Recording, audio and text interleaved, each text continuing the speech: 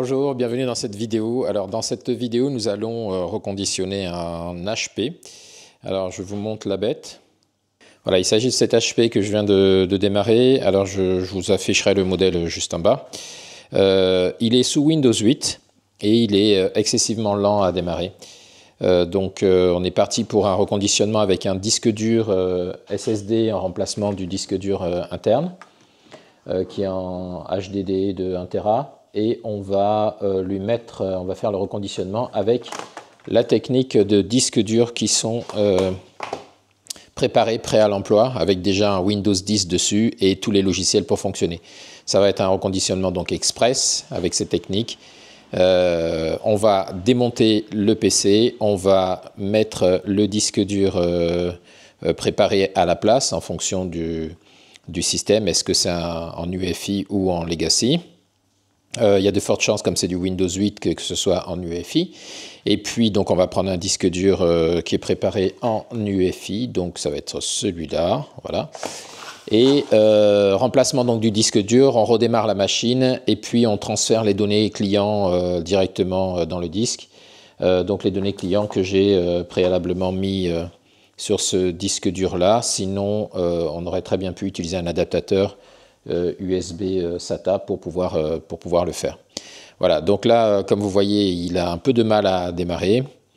Je vais le laisser aller jusqu'au bout. On va regarder du coup dans le PC si c'est de l'UEFI ou du Legacy installé. Je vais vous montrer comment vous pouvez voir ça. Alors là, je le laisse tourner le temps qu'il démarre. Hein, ça peut être long. La cliente m'a dit quasiment une demi-heure. Donc on va le laisser faire et puis on se reprend juste après. Alors pour savoir si le PC est installé en UEFI ou en Legacy, pour choisir le disque dur, on va venir ici et on va taper MS Info.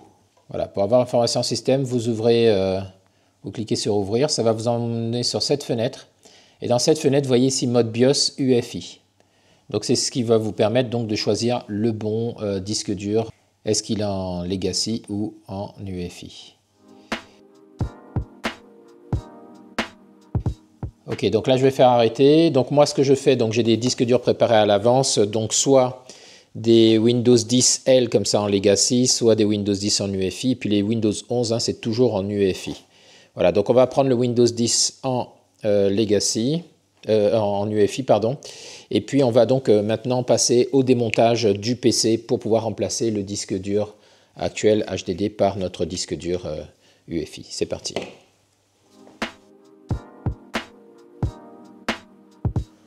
Ok, donc là on va passer à la partie démontage, donc pour remplacer le disque dur. Bon, ici on voit qu'on a une trappe, donc ça risque d'être assez facile. Peut-être qu'on n'aura pas besoin de tout démonter du coup.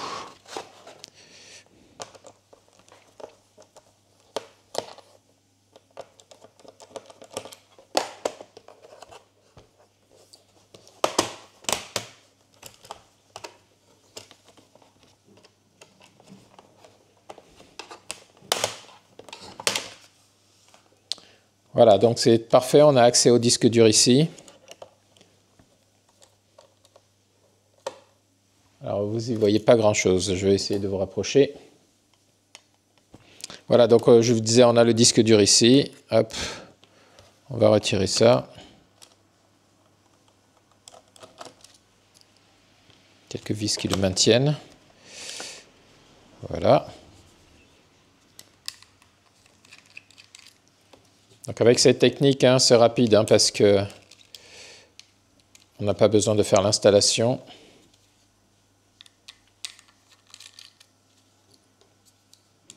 Et en fait, si vous avez suivi la précédente vidéo, juste avant sur la chaîne, c'est un disque qui a été préparé à partir de l'installation que j'ai faite dans la précédente vidéo. C'est un clone simplement du disque avant installation des pilotes, des mises à jour facultatives. Donc voilà, on va remplacer juste ça par ça, tout simplement. Hop, comme ceci.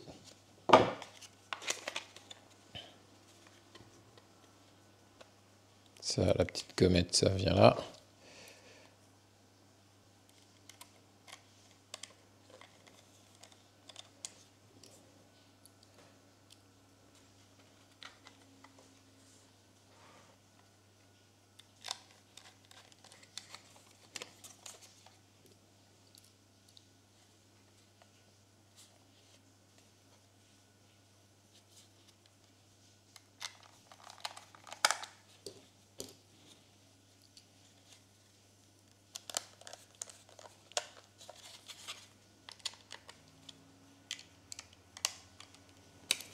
Voilà, on le remet en place.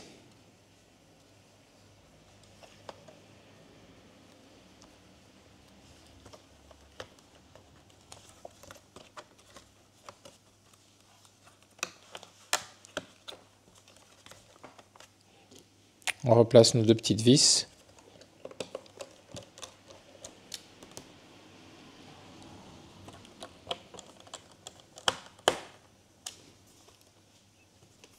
Voilà, et on remet notre trappe.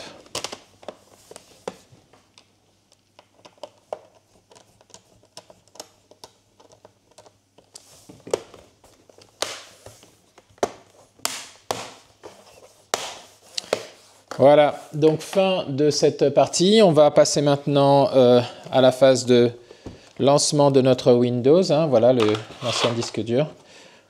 Et on va pouvoir transférer les données du client, de la cliente ici, dans le PC. Allez, je vous change de place et puis on fait ça. Alors nous voilà revenus sur le PC. Hop, donc on vient de changer le disque. Je vais le démarrer.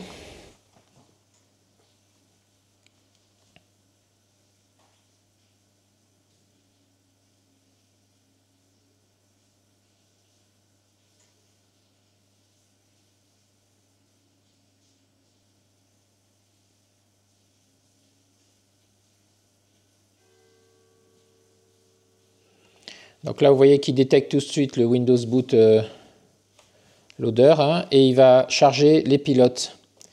Parce que comme le disque dur, en fait, c'est un clone qui a été fait sur un autre système, donc forcément, là, il va récupérer les pilotes génériques pour pouvoir s'adapter à ce nouveau système. Donc c'est pour ça que cette technique de clonage pour préparer les disques, en fait, elle marche très bien avec Windows 10 et Windows 11 parce que justement, le système est capable de s'adapter, vous voyez, automatiquement au nouveau système.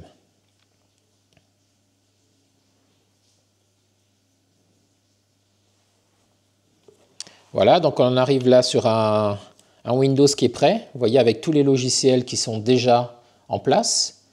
On a juste à déplacer les données, à connecter ici à Internet et à déplacer les données. Le Windows est déjà activé, tout est préparé. Les mises à jour sont faites, sauf les mises à jour facultatives. Donc on va s'assurer de faire finaliser les mises à jour facultatives parce que les mises à jour facultatives sont relatives au système. Donc quand je fais le clonage, je ne mets pas les mises à jour facultatives sur le système que je clone. Je fais que les mises à jour principales pour avoir toutes les mises à jour de Windows. Les mises à jour facultatives, je les garde uniquement pour les déployer quand j'utilise le disque dur cloné sur le nouveau système, parce que ce sont des mises à jour qui vont mettre les pilotes exclusifs pour le système. Allez, je vais prendre un câble RJ45 et puis on continue.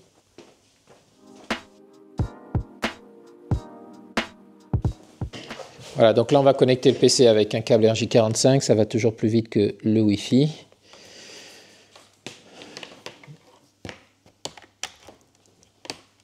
Voilà, donc là, le système devrait détecter ici la connexion. Voilà, on va avoir une demande d'acceptation en principe. Alors, on va venir ici dans le Windows, on va ignorer la protection du compte. Moi, c'est un compte local, une session locale. Ici, on va activer le contrôle. Voilà, donc on est bon pour l'antivirus. Maintenant, on va venir faire les mises à jour. Donc, on va venir ici. Alors, c'est possible qu'entre la dernière mise à jour que j'ai faite sur le disque cloné et maintenant, il y ait des nouvelles mises à jour en plus. Mais nous, ce qui va nous intéresser, c'est surtout les mises à jour facultatives ici. Voilà. Et là, vous voyez qu'on a affaire à des mises à jour qui sont relatifs au système qui est en place. Hein. Donc, on sélectionne tout ça. Et on fait télécharger, installer.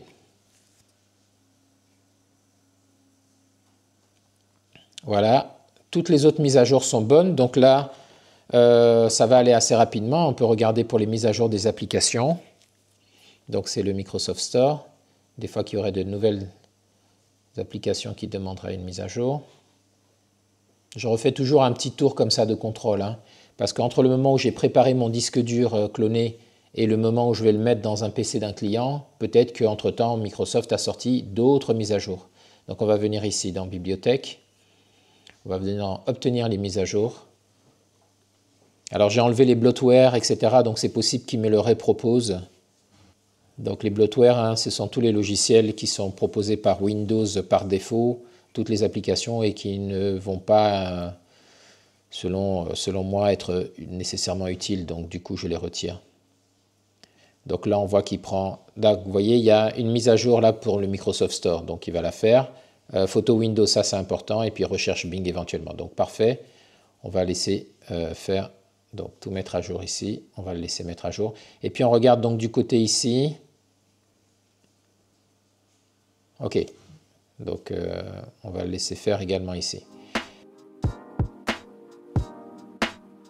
Pendant qu'il fait ça, maintenant on va passer au transfert des données clients. Donc vous avez deux possibilités, soit vous utilisez un adaptateur USB SATA pour brancher ça sur le PC.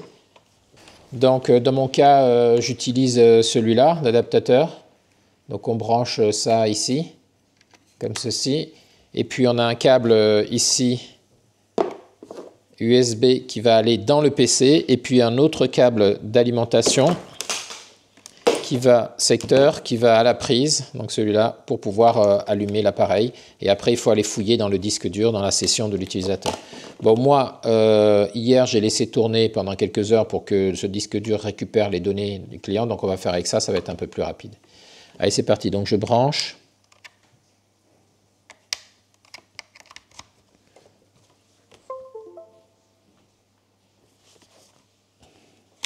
Alors, ce que je vais même faire, je vais essayer d'utiliser un adaptateur type USB-C parce que je vois que sur le PC, il y a la possibilité de le brancher en USB-C. Ça sera un peu plus rapide sur les taux de transfert. Voilà. Donc là, je viens de brancher mon disque dur en USB-C.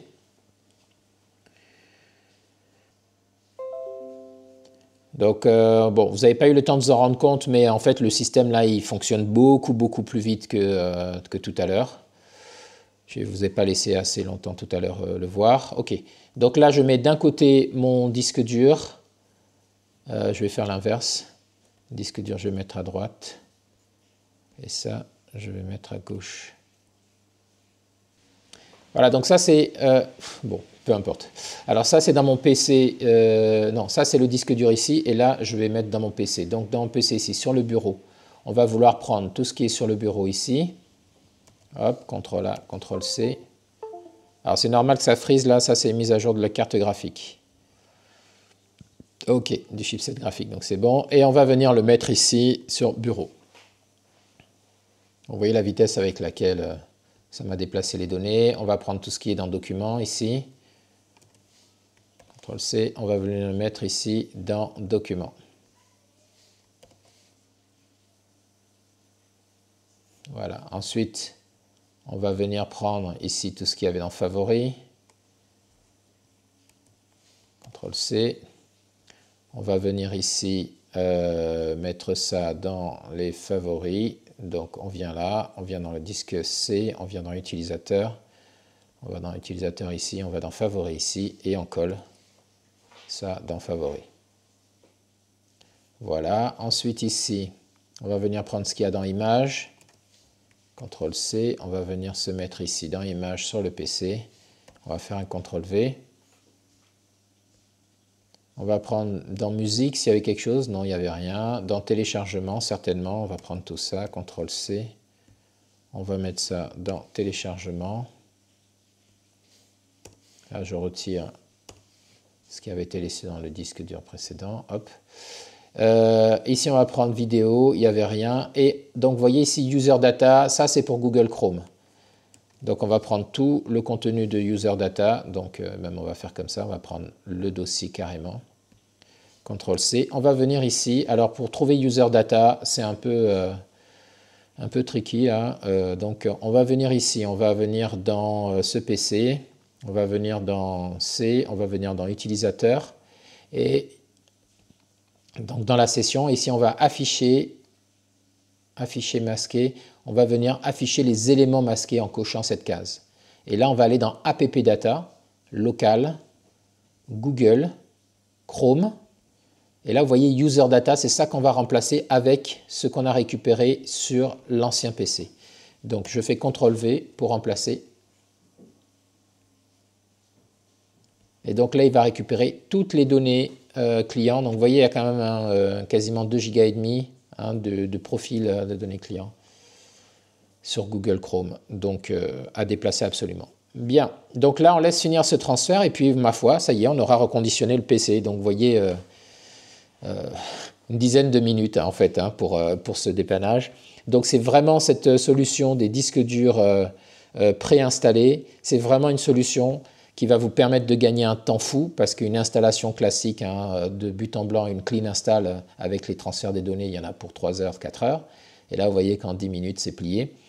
Sachant que ça vous donne la possibilité de pouvoir faire des interventions à domicile, parce que là, ça ne va pas vous prendre beaucoup de temps si vous avez des disques durs déjà préparés, c'est ce que je fais.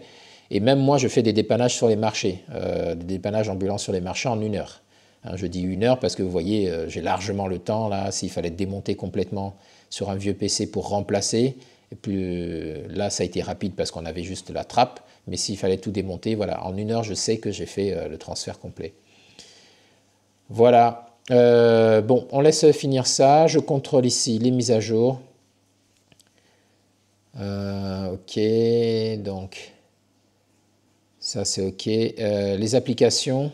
Voyons voir mise à jour des applications, où est-ce qu'il en est avec le Microsoft Store. Je pense qu'il doit avoir fini. Voilà, ici il y a des... Ok, bon, on va aller dans téléchargement. Voilà, obtenir les mises à jour.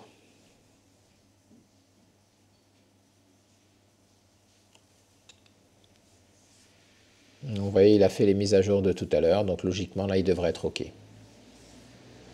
On attend de voir ce qu'il va nous dire.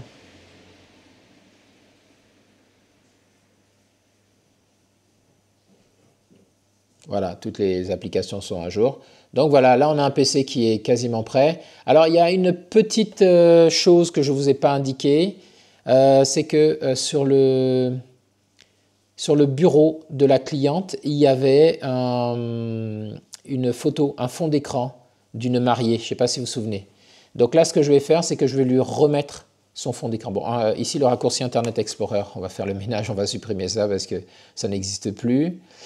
Microsoft Excel Starter, ça aussi, la cliente va se remettre sa version.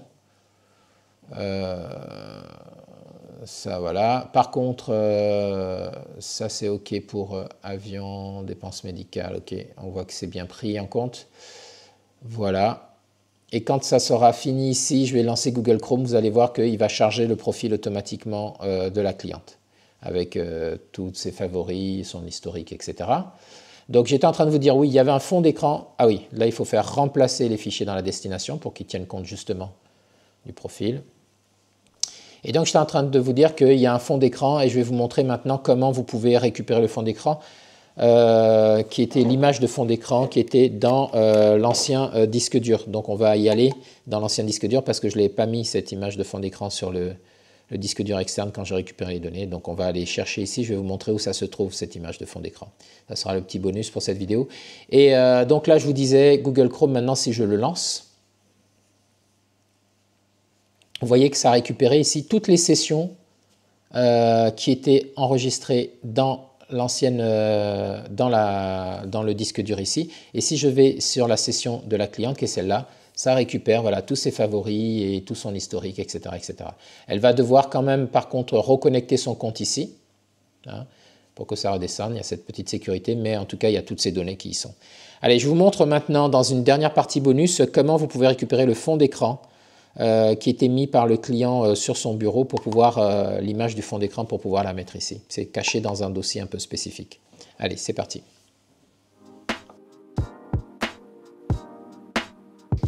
Ok, donc pour pouvoir retrouver cette image de fond d'écran, je vais être contraint de rebrancher mon disque dur ici sur l'adaptateur USB SATA pour pouvoir revenir naviguer dedans.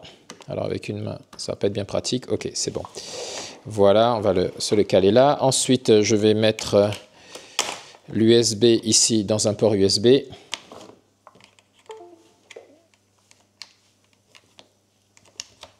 Voilà, et puis on va mettre l'alimentation ici dans l'alimentation. Voilà, donc là, on l'allume, ça passe au bleu ici, et hop, voilà, il nous a ouvert, je vais vous reposer, voilà, il nous a ouvert l'ancien disque. Donc, ce qu'on va faire, vous allez aller ici dans Utilisateur, vous allez aller dans la session de la personne, donc cliquez 2 fois dessus, vous faites continuer. Là, ça va chercher un peu pour entrer dedans, pour attribuer les droits, puisqu'en fait, comme c'est un disque dur qui n'est pas le disque dur d'origine. Donc, ça peut être plus ou moins long en fonction de la taille du disque, hein, parce que là, en fait, il est en train de passer et il est en train de changer les propriétés de sécurité d'accès sur l'ensemble des fichiers du disque, donc ça peut être long. Ok, donc là on est rentré dans le disque. Donc ce que vous allez faire maintenant, vous allez venir dans la session, vous allez venir dans App Data ici. Vous allez venir dans Roaming. Vous allez chercher Microsoft ici. Vous allez chercher Windows ici. Et vous allez aller dans Thème. Voilà.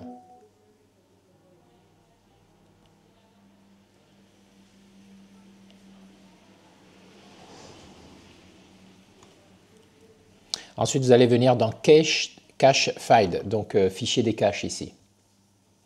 Et voilà, vous retrouvez ici la photo qui était en fond d'écran. Donc ce qu'on va prendre, ce qu'on va faire, on va la prendre ici. On va cliquer bouton droit dessus et on va dire choisir comme arrière-plan du bureau. Voilà, on vient de remettre la photo en fond d'écran. Je vais pouvoir maintenant sortir donc ici du disque dur en l'éteignant. Voilà. On va débrancher ça. Et ça y est, on a un PC qui est prêt à être utilisé par la cliente avec les données qui sont dessus. Voilà, allez, on passe à la conclusion.